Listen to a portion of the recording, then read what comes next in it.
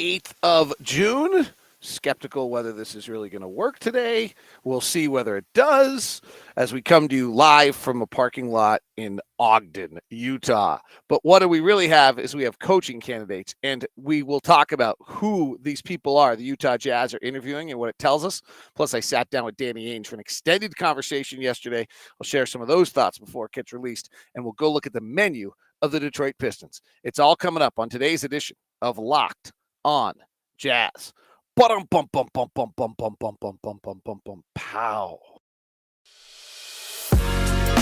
You are Locked On Jazz, your daily podcast on the Utah Jazz. Part of the Locked On Podcast Network, your team every day.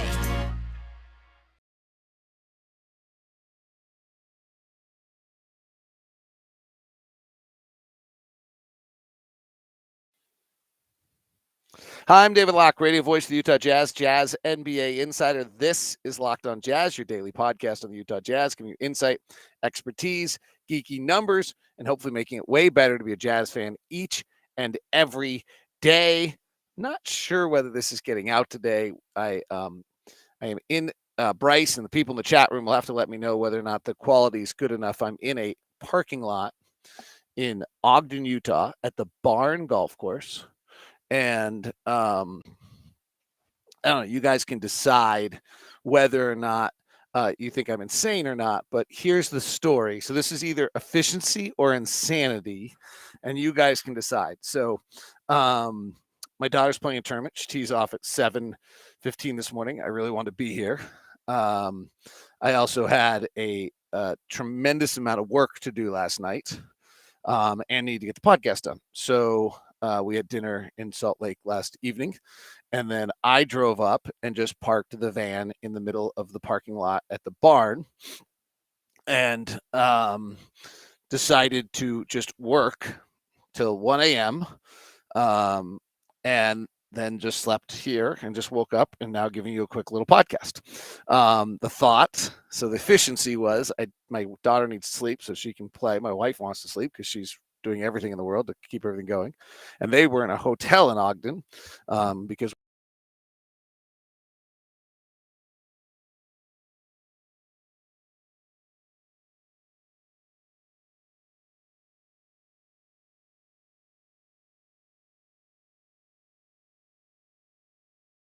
I didn't want to stroll in at 1 a.m. and wake them all up also. So I just slept in the van. So I thought it was super efficient. And then some of my friends who knew I was doing this thought I was totally insane, including my daughter. So, all right, anyway, to the things you really care about, but you guys can vote whether or not you think, whether you think I'm insane or not. We actually have coaching candidates. The Adrian Wojnarowski reported yesterday that the Jazz have talked to or have requested permission to talk to a bunch of coaching candidates, two of which we know really, really well and are not a surprise of any sort. One of them is Johnny Bryant and the other is Alex Jensen. So if we just start there and then we'll work from there to kind of talk about who some of these people are, we can start there. So let's start with Johnny Bryant. And I think I don't need to do a lot of intro here on Johnny and who he is. But Johnny, University of Utah player, doesn't get drafted, doesn't have a pro career, starts working out Paul Millsap, does such a great job with that player development with Paul Millsap that the Jazz under Tyrone Corbin keep him on. He then works with Gordon Hayward and he works with Donovan Mitchell, does a fabulous job with both of those players, really connected to Donovan. I think they are still in touch all the time or consistently in touch. He then gets hired away by the Tom Thibodeau with the Knicks. So Johnny's coaching exposure is what he had at the Utah. Ty Corbin, Quinn Snyder, Tom Thibodeau are the three main coaches he's interacted with. He's never been a head coach at any level and he's been predominantly that of a player development, but he's been around the game for a long time. He's got a natural instinct for the game. He's super smart. And so if you look at the pros and the cons of Johnny Bryant for a minute, he's got knowledge of the area. He's got a relationship with our star player. He understands player development very, very well. He's had exposure to Quinn Snyder and Tom Thibodeau. And then on the negatives are simply he's never been a head coach at any level. And then I'm not sure that his exposure, frankly, is got great depth to it. Okay. So, and then he's just also, but he's really bright, has a good understanding of what works, what doesn't, and is a super communicator with, different types of people along the way. Alex Jensen, we also know very, very well. Alex Jensen comes with a little bit wider depth in the sense that he worked with Rick Majerus for all those years on both the collegiate and the pro level, has been the lead assistant for Quinn Snyder for the last years, was, I believe, with Tyrone Corbin as well, with the same staff with Johnny. He has the player development as he was the Rudy Gobert's kind of main guy this whole time and has that relationship with Rudy, but he's got more to it. He's also very, very bright, rarely wrong, even if I try to tell him otherwise a few times along the way.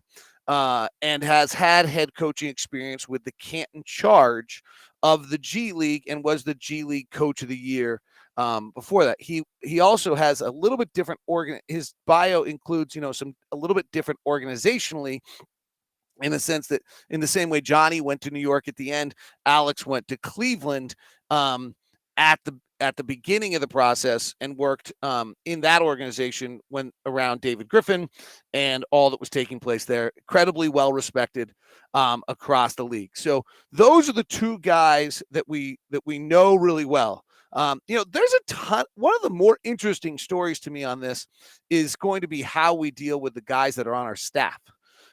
Most of them are still under contract, and a ton of really, I mean, the signature of a Quinn Snyder assistant coach is detailed preparation, bright. So, we just talked about Johnny and Alex, but Vince LaGarza, who comes to the Jazz via both Tom Thibodeau in Minnesota, where he was an assistant coach and worked specifically player development with Karl Anthony Towns, and then came to Utah, or was in Atlanta prior to that with Mike Budenholzer and with Quinn Snyder, and then came to Utah from Minnesota to work, and it rose up under Quinn and was one of his most trusted assistants. Like, his resume doesn't have any head coaching experience. He played college ball at Miami, Ohio, so he's similar to both Johnny and Alex.